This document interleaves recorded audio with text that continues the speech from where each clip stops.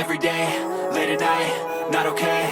All I want, and I pray, all I need are some better days. Hello my lovely friends, my name's Avery and today we have a new video. I wasn't planning on filming today, but something happened this morning that kind of like sparked me to this video.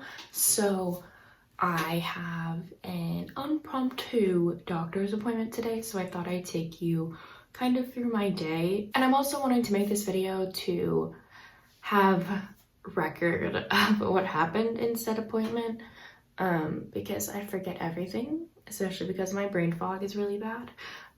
So we're just gonna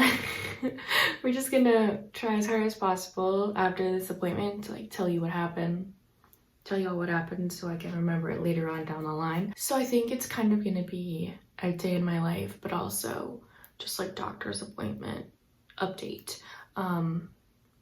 So today is 9:30 on Wednesday, the 15th of June. So in May last month, I had an appointment with a new neurologist, because if you don't know, my previous neurologist made me cry, essentially. And it was very triggering to have him as a neurologist, so we found a new one.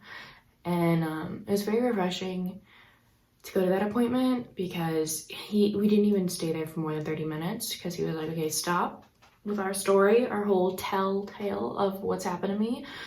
He's like, it sounds like you might be having seizures, so you're gonna go to a seizure clinic before we do anything else. That's what we're gonna have you do. So he put in like the referral to the seizure office directly after the appointment, but apparently it didn't go through or they didn't get it. And so yesterday we finally called them and I was like, hey, we've been waiting for someone to call us for like weeks. Why hasn't no one called us about an appointment? They're like, we have not gotten a referral. We don't know what you're talking about. And so the neurology office sent it again, and we finally had an appointment for July. And basically what my neurologist told me is the next step is for me to go through the seizure clinic, and I'm gonna be basically like an outpatient of theirs and stay with them in their clinic for a couple of days, and they're gonna run various tests on me to try and induce an episode seizure from me, to track what triggers me and then how to treat it. So he's like, they'll make you run, they'll make you drink alcohol, they'll make you uncomfortable. Like, they're gonna try everything possible to trigger one so they can see what triggers you. So that sounds terrifying, but it needs to happen, and specifically it needs to happen before August, because August is when school starts and I cannot do this when school is happening. There's no possible way. I'd have to be out of school for like weeks, because there's the whole time I'm gonna be there, and then recuperating afterward is gonna suck, because I'm gonna probably have multiple episodes and it's gonna take a toll on me. And yeah, he basically also said like, if they are seizures, it makes sense why it's making my POTS worse, why my POTS is worse, because seizures can do that to POTS patients. It can exacerbate your symptoms. At the end of April, when I went to the hospital and stayed overnight, they did an EEG on me, which is like the electrode stickers to your head to monitor brainwave activity to see if there was a seizure. And I already knew they weren't going to track anything because I was done having my episodes for the day based on the pattern that I've been going through for the past 6 months. I have an episode in my sleep and then a few throughout the day, and then I'm done, you know? So they weren't gonna find anything in the later half of the day and when I was sleeping the next day. And they didn't track anything, obviously, knew they wouldn't be. But the neurologist basically said, like, if you have a group of like 30 people you know have epilepsy and you do like a 24-hour EEG on them, only like 30% of them will show like seizure-like activity, because it's one day. We don't know if it is epilepsy. We don't know if it's like what it is. I just know I'm having seizure-like activity, so we're going to a seizure clinic. And so this morning, the office apparently called my mom and was like, hey, we have a cancellation, can you come in today at 1:30? And so that's what we're gonna do, because we're trying to get into this appointment as soon as possible so we can have this outpatient clinic couple of days as soon as possible so that it does not affect me in my schooling. The office is an hour away. It's in Houston. So we're gonna be leaving in an hour or two, I think too. So I need to get ready and eat some breakfast and everything. So I'm gonna kind of like take you through my day and then tell you what happens after the appointment. I'm really nervous. I'm nervous for any new doctor appointment because I have doctor horror stories and doctors have made me feel like crap. And so I really hope this doctor does not make me feel that way, and it's a male doctor, and I don't necessarily do well with male doctors just because PTSD. So, but my new neurologist now is a man, and he was great. Great. I just have a thing with male doctors that triggers me, and so until I know them and see that they could be nice, I'm very wary. So anyway, let's go through my day today. So the first thing that I do every morning is go and make myself breakfast. I have to bring my walker into the kitchen to do this because I often sit on it while cooking at the stove, so I have something to sit on. And then of course I hydrate. I am constantly filling up my water bottle because I'm constantly thirsty, and I just love this new cup holder that I have on my walker. It is so handy. I can also put my phone in the back. Love it. And then I get to making my breakfast. I basically have the same thing every single day. I make myself an egg taco. It's just me making scrambled eggs and putting it on a tortilla. Depending on what time I wake up in the morning, I'll either have 2 eggs or 3. If it's early in the morning and I am hungry, I'll do 2. And if it's later in the day and I'm not hungry until around noontime, I will make 3 eggs. Make 3 egg tacos. It just depends on how I'm feeling that day. Once I am done making the eggs, I'll put them on the tortilla, and then I will honestly like smother it in salt. Probably not the most appetizing to other people, but if you're a POTS or dysautonomia patient, you crave salt constantly because your body is deficient in it. And so I literally put salt on everything. And there are my tacos all done. Sometimes if I'm up to it, I'll sprinkle a little cheese on there, but I didn't do that this morning. And then we are going to take my numerous amount of pills. Most of them are supplements, things that I am deficient in. And then I also have 1 prescription medication that I take orally every day. That's my fludrocortisone. I take, I think, 0.1 milligrams of it. It's basically a medicine that constricts your blood vessels to help blood flow better throughout the body so body doesn't pool.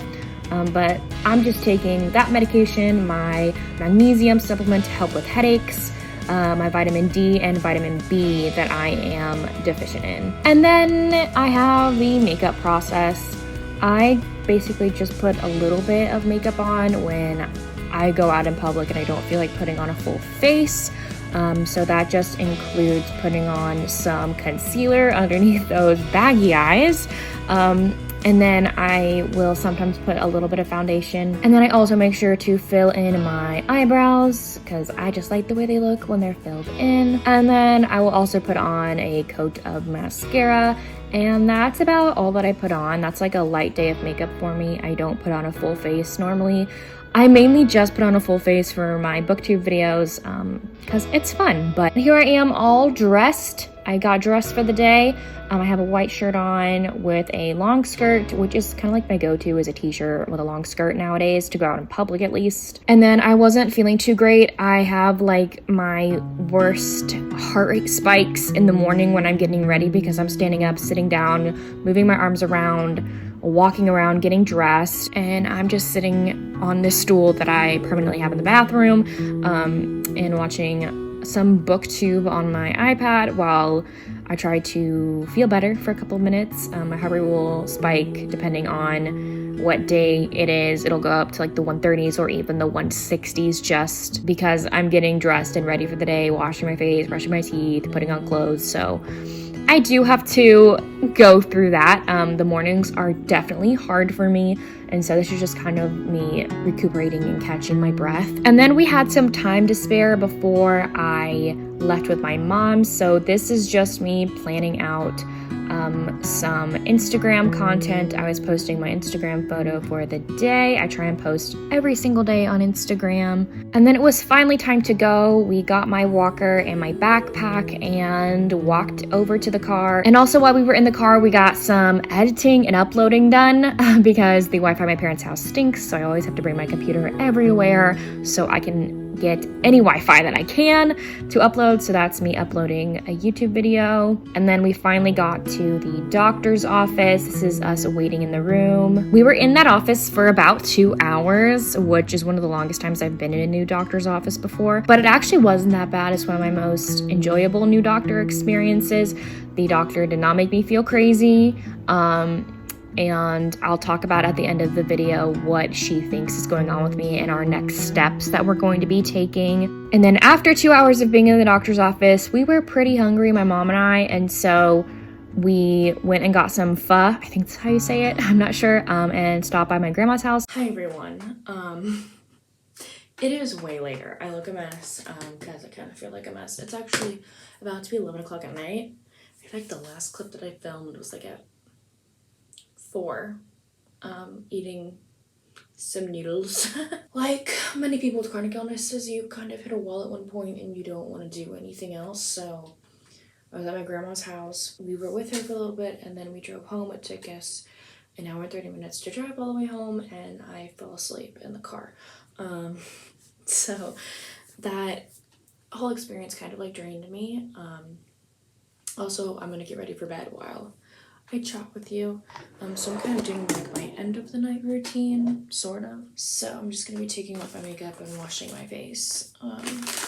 So I thought I'd talk about the doctor's appointment because that's not something y'all were able to listen to. So we were basically there for like 2 hours.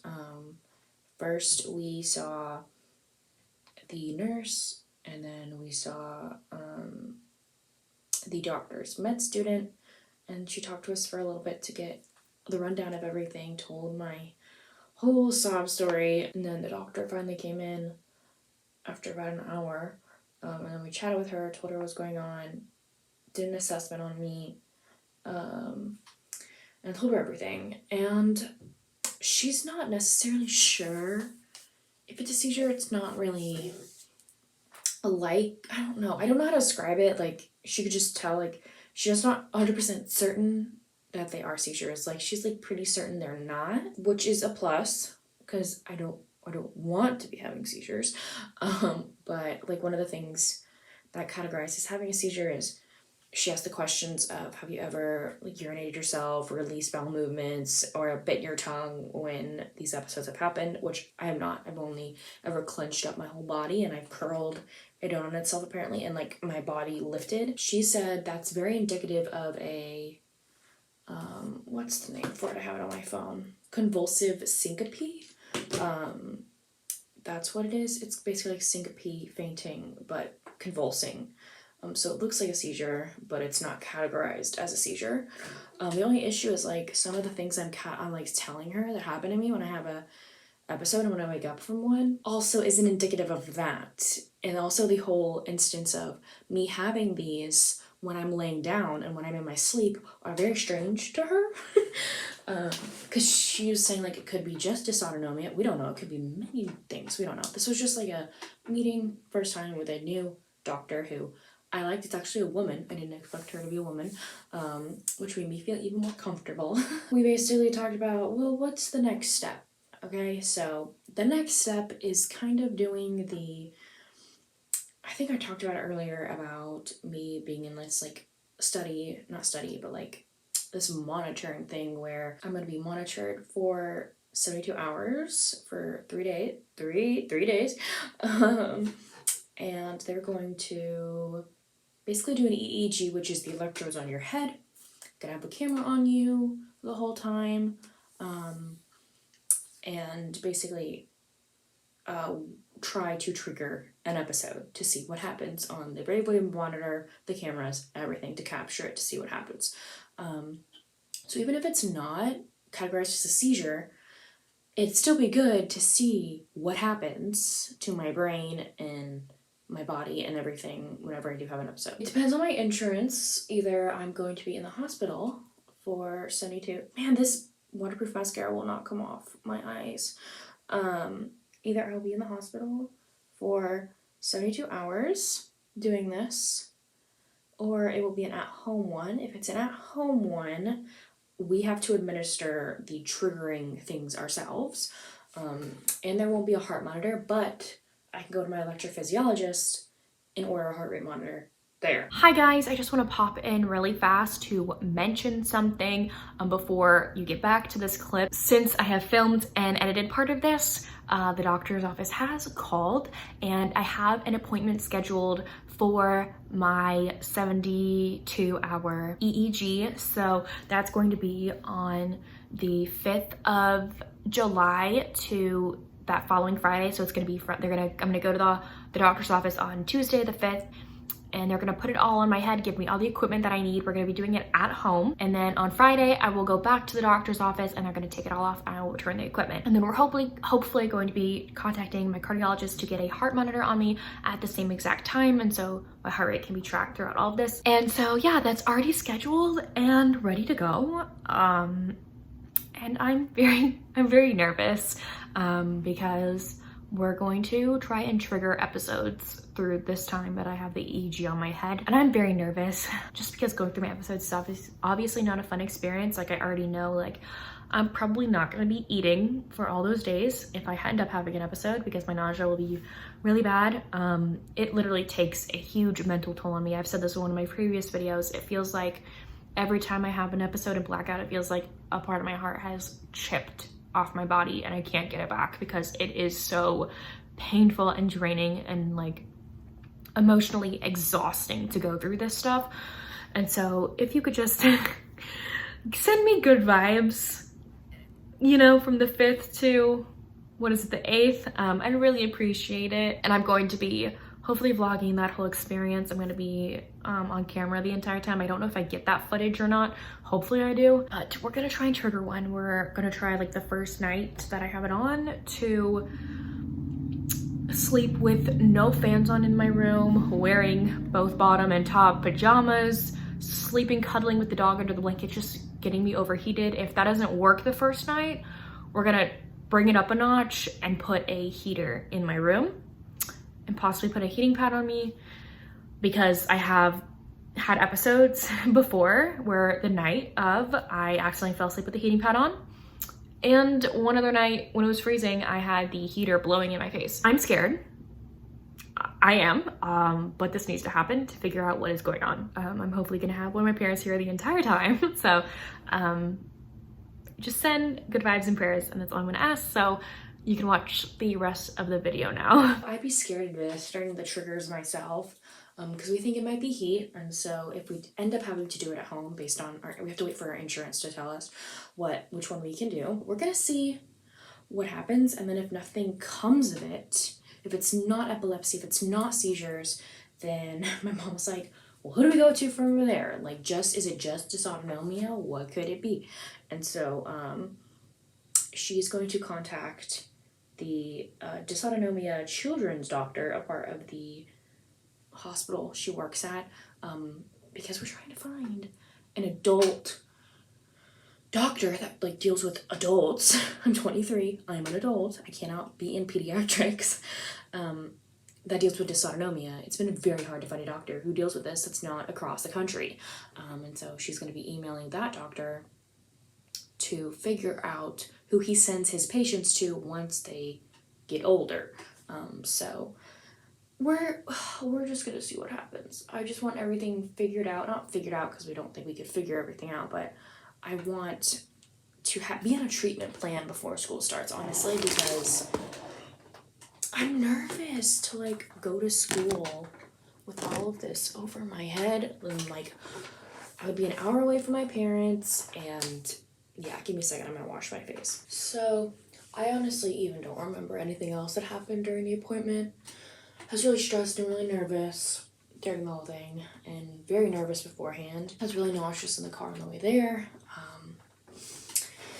And just like wasn't really looking for, I'm never looking forward to doctor's appointments, honestly.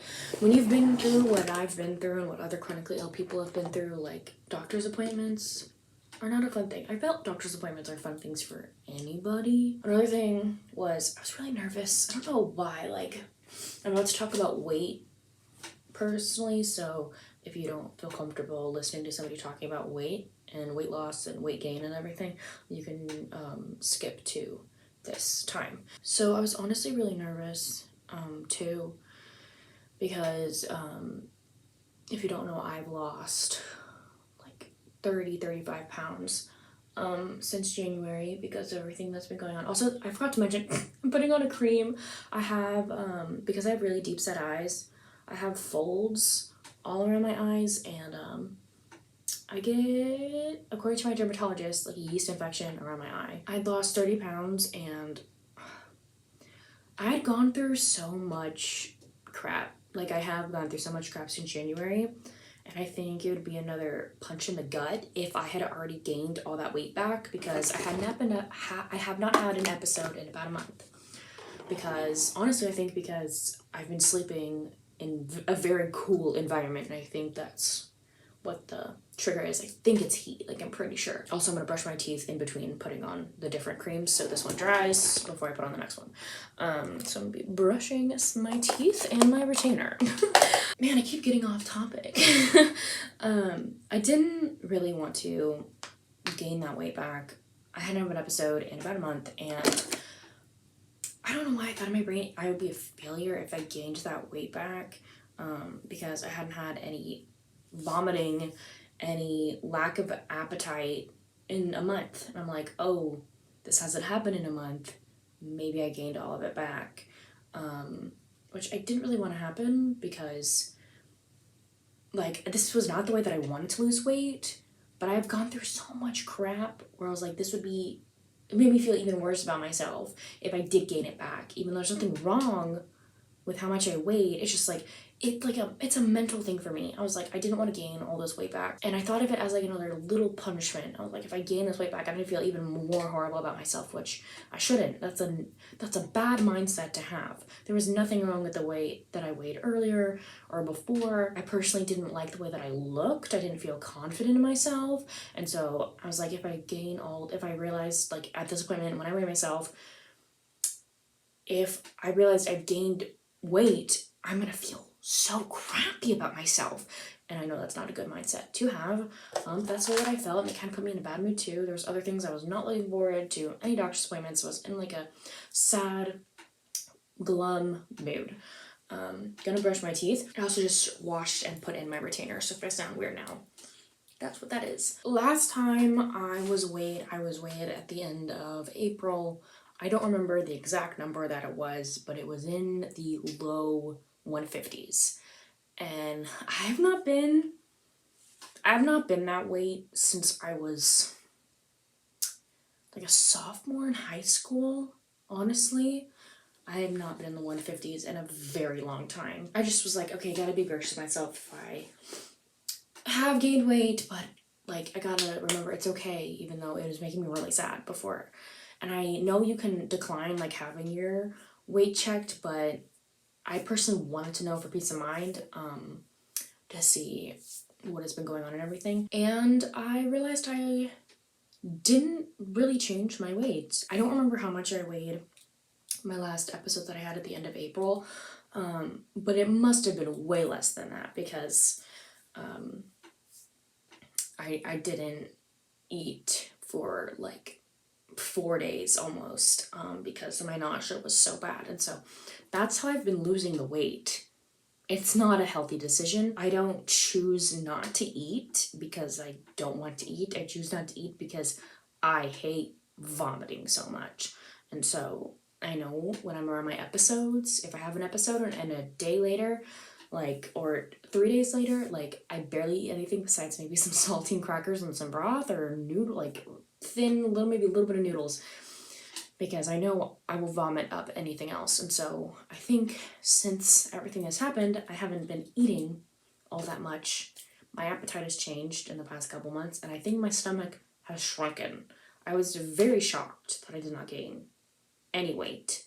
because I have been eating consistently for about a month. I have not had any vomiting, any nausea, besides like the airplane I went on, in the past month. And I'm like, I was so shocked. I was like, I guess maybe I weighed even less beforehand, because I must have gained weight, but I don't know if I have. And so that's just something I was weighing over my head today. I know that weight doesn't matter in the grand scheme of things, but like, I've already been through so much and I really just didn't want to gain the weight back. So that was how I feel. And I felt like if I gained it back, I'd feel horrible about myself. And I know that's not a good mindset to have, but it was the way that I was feeling. We're done talking about the weight. But now I'm gonna put on my second eye cream.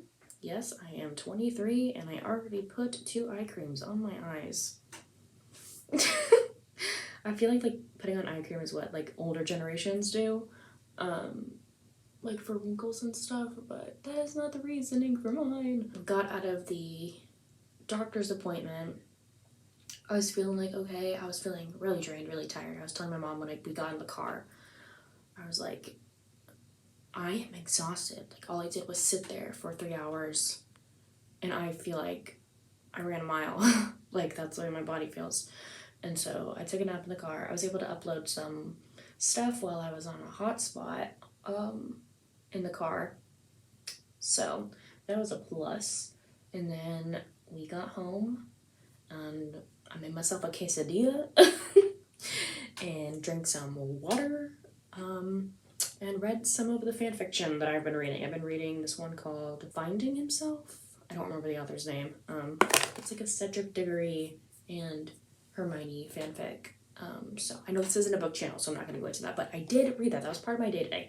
And yeah, I've just been chilling on my bed, scrolling on TikTok, reading some of that book, and sitting with my puppies in bed. Since then, that's all I've been doing, and now we're here. Basically, after I film this clip, I finished getting ready for bed. I'm just gonna be turning on the multiple fans in my room, probably taking off my pants. I just sleep with a shirt now because I'm terrified of being overheated in my sleep now. Watching some Bones. I love Bones. It's one of my favorite shows of all time. In the background while I not finish because it's a really long fan fiction. It's over like 1,000 pages. I'm gonna read some of my book. I might even pick up a new audiobook. So that's what my night is gonna consist of. I'm gonna drink some water. I also put on my eye mask to fall asleep now, just in case light negatively affects me in my sleep, because we do not know. So that's basically what I did today. I know that wasn't necessarily the most entertaining thing. I know like the later half of the day I didn't really have all that many clips, but I was pooped, exhausted, and I didn't want to film anything. And so yeah, that was kind of like a day in my life with a doctor's appointment at least. Also let me know what video ideas you have of me if you want to see something specific. I've never done a day in my life before, so this was quite interesting, but I kind of wanted to film more than just like the doctor appointment and what happened during it and all that stuff. So if you like something like this, if you want more things like this, let me know. I am probably going to vlog the monitoring experience when that happens, because I feel like that would be very beneficial for people like me. So yeah. Anyways, thank you all so much for watching. Let me know down below again what videos you'd like to see from me. But anyways, thank you all so much for watching. I will see y'all soon in my next one. Bye y'all.